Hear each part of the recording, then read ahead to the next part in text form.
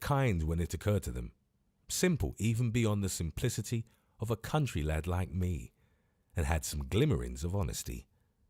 There was one man of maybe 40 that would sit on my berthside for hours and tell me of his wife and child.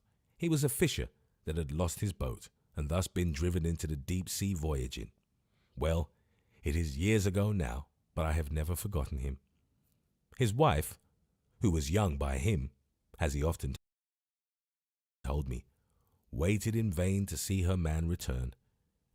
He would never again make the fire for her in the morning, nor yet keep the bairn when she was sick. Indeed, many of these poor fellows, as the event proved, were upon their last cruise. The deep seas and cannibal fish received them, and it is a thankless business to speak ill of the dead. Among other good deeds that they did, they returned my money, which had been shared among them, and though it was about a third short, I was very glad to get it, and hoped great good from it in the land I was going to. The ship was bound for the Carolinas, and you must not suppose that I was going to that place merely as an exile. The trade was even then much depressed. Since that, and with the rebellion of the colonies and the formation of the United States, it has of course come to an end. But in those days of my youth, white men were still sold into slavery on the plantations, and that was the destiny to which my wicked uncle had condemned me. The cabin boy Ransom, from whom I had first heard of these atrocities, came in at times from the roundhouse, where he berthed and served, now nursing a bruised limb in silent agony, now raving against the cruelty of Mr. Shawn. It made my heart bleed. But the men had a great respect for the chief mate, who was, as they said, the only seaman of the whole jing-bang, and none such a bad man when he was sober. Indeed, I found there was a strange peculiarity about our two mates, that Mr. Riak was sullen, unkind, and harsh when he was sober, and Mr. Shawn would not hurt a fly except when he was drinking. I asked about the captain, but I was told drink made no difference upon that man of iron. I did my best in the small time allowed me to make something like a man, or rather I should say something like a boy, of the poor creature Ransom, but his mind was scarce truly human. He could remember nothing of the time before he came to sea, only that his father had made clocks, and had a starling in the parlour, which could whistle the North Country. All else had been blotted out in these years of hardship and cruelties. He had a strange notion of the dry land, picked up from sailor stories, that it was a place where lads were put to some kind of slavery called a trade, and where apprentices were continually lashed and clapped into foul prisons. In a town he thought every second person a decoy, and every third house a place in which seamen would be drugged and murdered. To be sure, I would tell him how kindly I had myself been used upon that dry land he was so much afraid of, and how well fed and carefully taught both by my friends and my parents, and if he had been recently hurt, he would weep bitterly and swear to run away. But if he was in his usual crack-brain humour, or still more, if he had had a glass of spirits in the roundhouse, he would deride the notion. It was Mr. Riak, heaven forgive him, who gave the boy the drink, and it was doubtless kindly meant, but besides that it was ruin to his health. It was the pitifullest thing in life to see this unhappy, unfriended creature staggering and dancing and talking he knew not what. Some of the men laughed, but not all. Others would grow as black as thunder, thinking perhaps of their own childhood or their own children, and bid him stop that nonsense and think what he was doing. As for me, I felt ashamed to look at him, and the poor child still comes about me in my dreams. All this time, you should know, the Covenant was meeting continual headwinds and tumbling up and down against head seas, so that the scuttle was almost constantly shut, and the forecastle lighted only by a swinging lantern on a beam. There was constant labour for all hands. The sails had to be made and shortened every hour. The strain told on the men's temper. There was a growl of quarrelling all day long from berth to berth, and as I was never allowed to set my foot on deck, you can picture to yourself how weary of my life I grew to be, and how impatient for a change.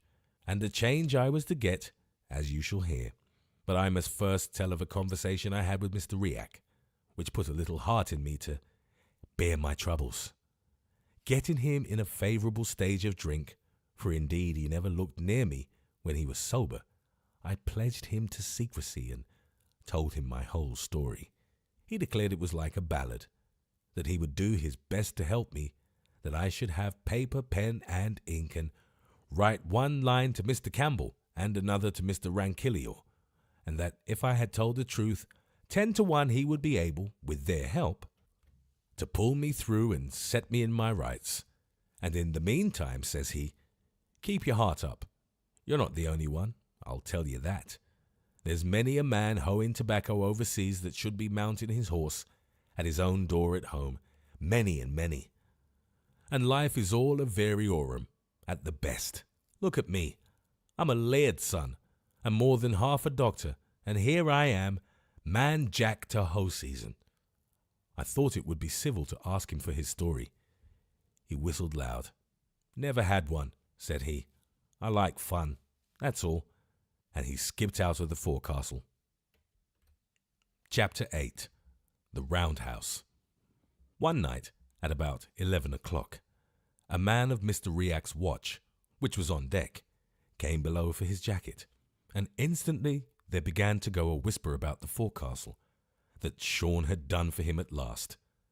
There was no need of a name, we all knew who was meant, but we had scarce time to get the idea rightly in our heads, far less to speak of it, when the scuttle was again flung open, and Captain Hoseason came down the ladder. He looked sharply round the bunks in the tossing light of the lantern, and then walking straight up to me, he addressed me, to my surprise, in tones of kindness. My man, said he, we want ye to serve in the roundhouse. You and Ransom are to change berths. Run away aft with ye. Even as he spoke, 2 seamen appeared in the scuttle, carrying Ransom in their arms, and the ship at that moment giving a great sheer into the sea, and the lantern swinging. The light fell direct on the boy's face. It was as white as wax, and had a look upon it like a dreadful smile. The blood in me ran cold, and I drew in my breath as if I had been struck. Run away aft with ye, cried Hoseason, and at that I brushed by the sailors and the boy, who neither spoke nor moved, and ran up the ladder on deck. The brig was sheering swiftly and giddily through a long cresting swell. She was on the starboard tack, and on the left hand, under the arched foot of the foresail. I could see the sunset still quite bright. This, at such an hour of the night, surprised me greatly, but I was too ignorant to draw the true conclusion that we were going north about round Scotland, and were now on the high sea between the Orkney and Shetland Islands, having avoided the dangerous currents of the Pentland Firth. For my part, who had been so long shut in the dark and knew nothing of headwinds, I thought we might be halfway or more across the Atlantic. And indeed, beyond that, I wondered a little at the lateness of the sunset light. I gave no heed to it, and pushed on across the decks, running between the seas, catching at ropes, and only saved from going overboard by one of the hands on deck, who had been always kind to me. The roundhouse, for which I was bound, and where I was now to sleep and serve, stood some 6 feet above the decks, and considering the size of the brig, was of good dimensions. Inside were a fixed table and bench, and 2 berths, one for the captain, and the other for the 2 mates, turn and turn about. It was all fitted with lockers from top to bottom, so as to stow away the officers' belongings, and a part of the ship's stores. There was a second storeroom underneath, which you entered by a hatchway in the middle of the deck. Indeed, all the best of the meat and drink and the whole of the powder were collected in this place, and all the firearms, except the 2 pieces of brass ordnance, were set in a rack in the aftermost wall of the roundhouse. The most of the cutlasses were in another place. A small window with a shutter on each side, and a skylight in the roof, gave it light by day, and after dark there was a lamp always burning. It was burning when I entered, not brightly, but enough to show Mr. Sean sitting at the table, with the brandy bottle and a tin pannikin in front of him. He was a tall man, strongly made and very black, and he stared before him on the table like one stupid. He took no notice of my coming in, nor did he move when the captain followed and leant on the berth beside me, looking darkly at the mate. I stood in great fear of Hoseason, and had my reasons for it, but something told me I need not be afraid of him just then, and I whispered in his ear, "How is he?" He shook his head like one that does not know and does not wish to think, and his face was very stern. Presently, Mr. Riak came in. He gave the captain a glance that meant the boy was dead, as plain as speaking, and took his place like the rest of us, so that we all three stood without a word, staring down at Mr. Shawn, and Mr. Shawn, on his side, sat without a word, looking hard upon the table. All of a sudden, he put out his hand to take the bottle, and at that Mr. Riak started forward and caught it away from him, rather by surprise than violence, crying out with an oath that there had been too much of this work altogether, and that a judgment would fall upon the ship. And as he spoke, the weather sliding doors standing open, he tossed the bottle into the sea. Mr. Shawn was on his feet in a trice. He still looked dazed, but he meant murder, aye, and would have done it for the second time that night, had not the captain stepped in between him and his victim. "Sit down," roars the captain. "Ye sotten swine, do ye know what you've done? You've murdered the boy." Mr. Shawn seemed to understand, for he sat down again and put up his hand to his brow. "Well," he said, "he brought me a dirty pannikin." At that word, the captain and I and Mr. Riak all looked at each other for a second with a kind of frightened look, and then Hoseason walked up to his chief officer, took him by the shoulder, led him across to his bunk and bade him lie down and go to sleep, as you might speak to a bad child. The murderer cried a little, but he took off his sea boots and obeyed. "Ah," cried Mr. Riak with a dreadful voice, "you should have interfered long syne. It's too late now." "Mr. Riak," said the captain, "this night's work must never be kent in Dysart. The boy went overboard, sir. That's what the story is, and I would give £5 out of my pocket. It was true." He turned to the table. "What made ye throw the good bottle away?" he added. "There was nae sense in that, sir. Here, David, draw me another. They're in the bottom locker," and he tossed me a key. "You'll need a glass yourself, sir," he added to Riak. Yon was an ugly thing to see, so the pair sat down and hobnobbed, and while they did so, the murderer, who had been lying and whimpering in his berth, raised himself upon his elbow and looked at them and at me. That was the first night of my new duties, and in the course of which the next day I had got well into the run of them. I had to serve at the meals, which the captain took at regular hours, sitting down with the officer who was off duty. All the day through I would be running with a dram to one or other of my three masters, and at night I slept on a blanket thrown on the deck boards at the aftermost end of the roundhouse, and right in the draught of the two doors. It was a hard and a cold bed, nor was I suffered to sleep without interruption, for someone would be always coming in from deck to get a dram, and when a fresh watch was to be set, two and sometimes all three would sit down and brew a bowl together. How they kept their health I know not, any more than how I kept my own. And yet, in other ways it was an easy service. There was no cloth to lay. The meals were either of oatmeal porridge or salt junk, except twice a week, when there was duff. And though I was clumsy enough and, not being firm on my sea legs, sometimes fell with what I was bringing them, both Mr. Riak and the captain were singularly patient. I could not but fancy they were making up leeway with their consciences, and that they would scarce have been so good with me if they had not been worse with Ransom. As for Mr. Shawn, the drink or his crime or the two together had certainly troubled his mind. I cannot say I ever saw him in his proper wits. He never grew used to my being there, stared at me continually. Sometimes I could have thought with terror, and more than once drew back from my hand when I was serving him. I was pretty sure from the first that he had no clear mind of what he had done, and on my second day in the roundhouse, I had the proof of it. We were alone, and he had been staring at me a long time, when all at once up he got, as pale as death, and came close up to me, to my great terror. But I had no cause to be afraid of him. "You were not here before?" he asked. "No, sir," said I. "There was another boy?" he asked again.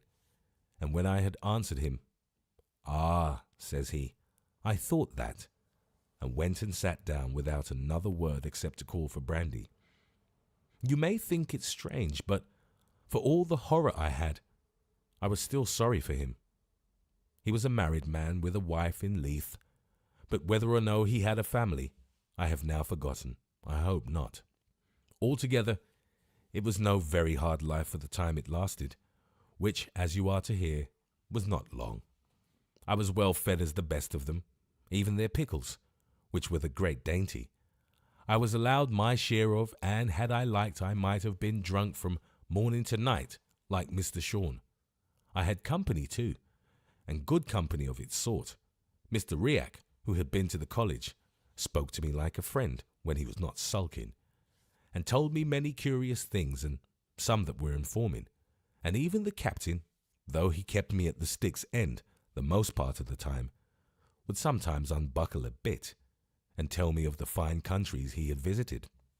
The shadow of poor Ransom, to be sure, lay on all four of us, and on me and Mr. Shawn in particular most heavily. And then I had another trouble of my own.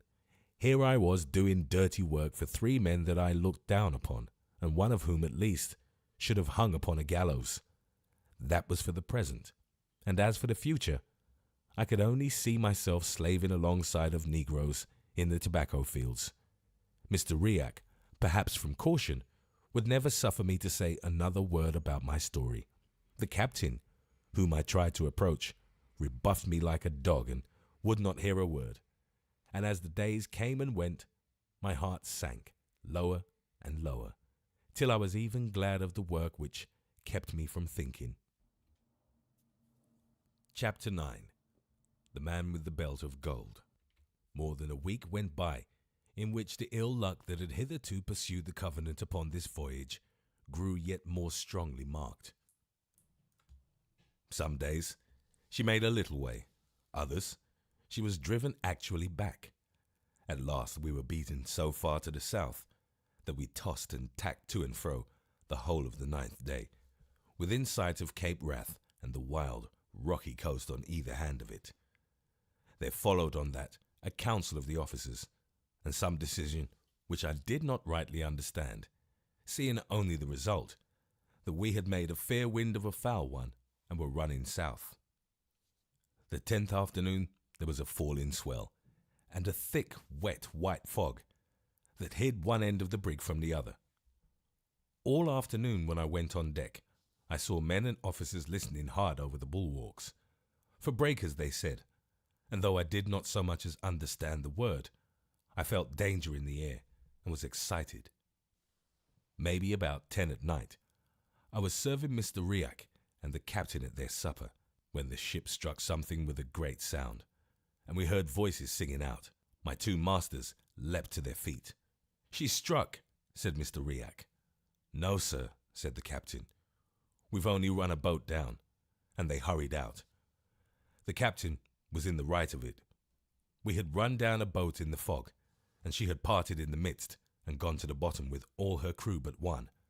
This man, as I heard afterwards, had been sitting in the stern as a passenger, while the rest were on the benches rowing.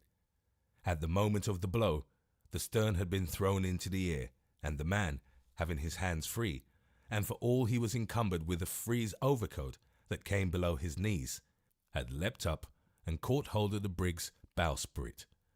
It showed he had luck and much agility and unusual strength, that he should have thus saved himself from such a pass. And yet when the captain brought him into the roundhouse, and I set eyes on him for the first time, he looked as cool as I did. He was smallish in stature, but well set, and as nimble as a goat. His face was of a good open expression, but sunburnt very dark, and heavily freckled and pitted with the smallpox, His eyes were unusually light and had a kind of dancing madness in them that was both engaging and alarming. And when he took off his great coat, he laid a pair of fine silver-mounted pistols on the table, and I saw that he was belted with a great sword. His manners, besides, were elegant, and he pledged the captain handsomely. Altogether, I thought of him, at the first sight, that here was a man I would rather call my friend than my enemy. The captain, too, was taking his observations, but rather of the man's clothes than his person, and to be sure, as soon as he had taken off the great coat, he showed forth mighty fine for the round house of a merchant brig, having a hat with feathers, a red waistcoat, breeches of black plush, and a blue coat with silver buttons and handsome silver lace, costly clothes, though somewhat spoiled with the fog and being slept in. "I am vexed, sir, about the boat," says the captain. "There are some pretty men gone to the bottom," said the stranger, "that I would rather see on the dry land again than half a score of boats."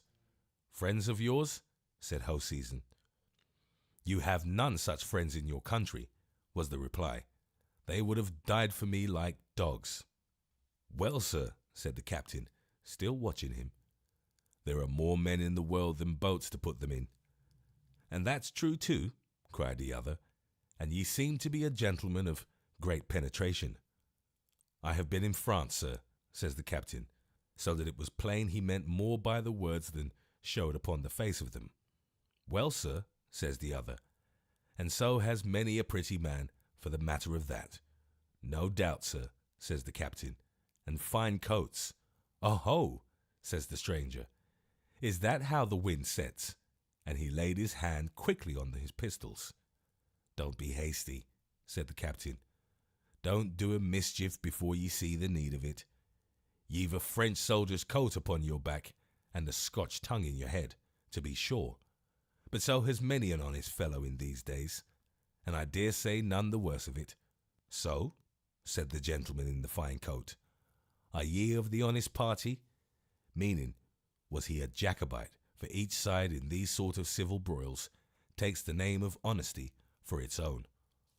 "Why, sir," replied the captain, "I am a true blue Protestant, and I thank God for it. It was the first word of any religion I had ever heard from him, but I learnt afterwards he was a great churchgoer while on shore. But for all that," says he, "I can be sorry to see another man with his back to the wall." "Can ye so indeed?" asked the Jacobite. "Well, sir, to be quite plain with ye, I am one of those honest gentlemen that were in trouble about the years 45 and 6, and, to be still quite plain with ye, if I got into the hands of any of the red-coated gentry, it's like it would go hard with me. Now, sir, I was for France, and there was a French ship cruising here to pick me up, but she gave us the go-by in the fog, as I wish from the heart that ye had done yoursel. And the best that I can say is this: if ye can set me ashore where I was going, I have that upon me will reward you highly for your trouble." "In France?" says the captain. "No, sir, that I cannot do. But where ye come from, we might talk of that."